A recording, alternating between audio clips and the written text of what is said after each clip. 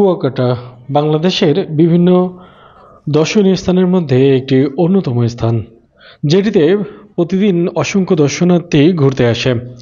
এটি হচ্ছে লেবু বাগান, যেখানে দর্শনার্থীরা ঘুরতে আসে সকাল বিকাল সব সময়। শুধুমাত্র কক্সবাজারের মতো এখানে রাতের লাইটিংয়ের ব্যবস্থা নাই। যদি থাকতো তাহলে আরও মানুষ ঘুরতে আসতো রাতের বেলা। যেটুকু সময় পায় সেটুকু সময় ব্যস্ত থাকে এই কুয়াকাটা। কি শীতের দিন, কি গরমের দিন, কি বর্ষাকাল, সবসময় যেন ব্যস্ত একটি জায়গা। আজ জানবো কুয়াকাটার ইতিহাস সম্পর্কে। বাংলাদেশের দক্ষিণ পশ্চিমাঞ্চলের পটুয়াখালী জেলার একটি শহর ও পর্যটন কেন্দ্র হচ্ছে কুয়াকাটা। এটি বাংলাদেশের পটুয়াখালী জেলায় অবস্থিত।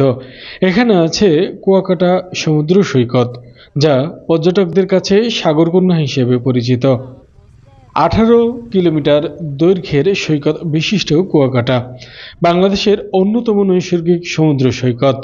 এটি বাংলাদেশের একমাত্র সৈকত যেখান থেকে সূর্যোদয় এবং সূর্য অস্ত দুটোই দেখা যায়। আমরা যেহেতু শীতের দিনে, তাই সূর্যোদয় দেখাটা অনেক কঠিন হয়ে গিয়েছিল। তারপরেও দেখতে পাই নাই সূর্যোদয়, দেখেছি শুধু সূর্যাস্ত। যেমন আমি এখন যেখানে দাঁড়িয়ে আছি, এখান থেকেই সূর্যাস্ত দেখা যায়। আর ঠিক এইখানটাই আমি কাটিয়েছি সূর্যাস্তের সেই সময়টা, আমি এবং আমার পরিবারের সবাই মিলে। সত্যি অসাধারণ অনুভূতি এই জায়গাটার জন্য, আর অসাধারণ সৌন্দর্য উঠে আসে এইখানটা জুড়ে। পটুয়াখালী জেলার কলাপাড়া উপজেলায় মহিরপুর থানার কুয়াকাটার পৌরসভা অবস্থিত। ঢাকা থেকে সড়ক পথে এর দূরত্ব 380 কিলোমিটার ও বরিশাল থেকে 108 কিলোমিটার। কুয়াকাটা পটুয়াখালী সদর থেকে 70 কিলোমিটার দক্ষিণে অবস্থিত।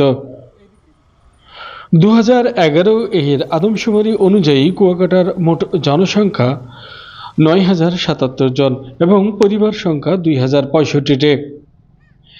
ইতিহাসের আরও একটু পিছনে গেলে জানা যায় যে এই কুয়াকাটার নামটি কিভাবে হয়েছিল। কুয়াকাটা নামের পেছনে রয়েছে আরাকানিদের এদেশে আগমনের সাথে জড়িত ইতিহাস। কুয়া শব্দটি এসেছে কূপ থেকে। ধারণা করা হয় 1800 শতকের মুঘল শাসকদের দ্বারা বার্মা থেকে বিতাড়িত হয়ে আরাকানিরা এই অঞ্চলে এসে বসবাস শুরু করে। তখন এখানে সুপেয় জলের অভাব পূরণ করতে তারা প্রচুর কুয়ো বা কূপ খনন করেছিলেন। সেই থেকে এই অঞ্চলের নাম হয়ে যায় কুয়াকাটা।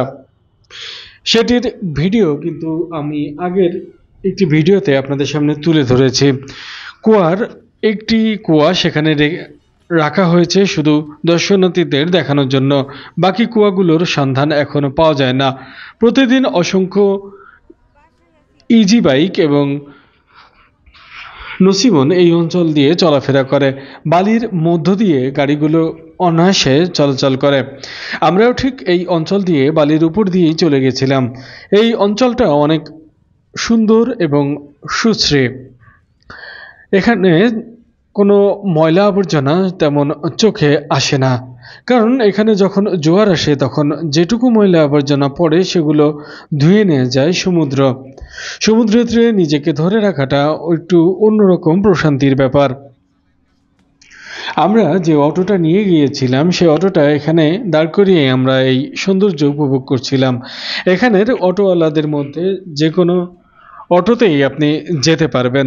এই অটোগুলো কখনো বা বেশি ভাড়া চাইলেও আপনি যদি একটু কথা বলে নেন তাহলে কম ভাড়াতে যেতে পারবেন। বাচ্চারা এখানে বসে আনন্দ পাচ্ছে, তাই ছুটে এলাম তাদের কাছে। সত্যি একটি অসাধারণ ভ্রমণ কাহিনী এটা। যদি আপনার মন চায় আপনিও ঘুরে আসতে পারতেন এই অঞ্চল থেকে। সূর্যডোবা এবং সূর্যোদয় দুটোই দেখা যায় এখানে। এই সূর্য ডোবার সময় আমি ঠিক এখানের বালির আরেকটি বৈশিষ্ট্য আছে। এই বালিগুলো অনেক চিকচিক করে। এই বালিগুলো অনেকটা স্বর্ণের রঙের মতো, অর্থাৎ গোল্ডেন কালারের। চিকচিকটা আরও বেশি হয় যখন রৌদ্র এর উপর পড়ে। পুরো চরটাই শামুকের দ্বারা এমনভাবে বেষ্টিত যে সাদা সাদা দেখা যায়, মনে হয় যেন বরফ পড়েছে বা বরফ জমা হয়ে আছে। আসলে এটি শামুকের আর ঝিনুকের টুকরা। যেগুলোতে চলাচল করা অনেক সাবধানতা অবলম্বন করতে হয়, কারণ এগুলো পায়ে ঢুকে গেলে তখন আবার অন্যরকম বিপত্তি দেখা দেয়। এখানে খুশি হয় সবচেয়ে বেশি বাচ্চারা, কারণ তারা যে ঘরবন্দি জীবনযাপন করে ঢাকাতে, ঠিক ওখানে গেলে তার বিপরীতটা পায়। নৈসর্গিক এই জলভূমিটা দেখতে সবারই যাওয়া উচিত। এখানের দূরত্ব যতটুকু হোক না কেন, ওখানে গেলে আপনি বুঝতেই পারবেন না যে আপনি এতটা পথ যা ভ্রমণ করে চলে এসেছেন।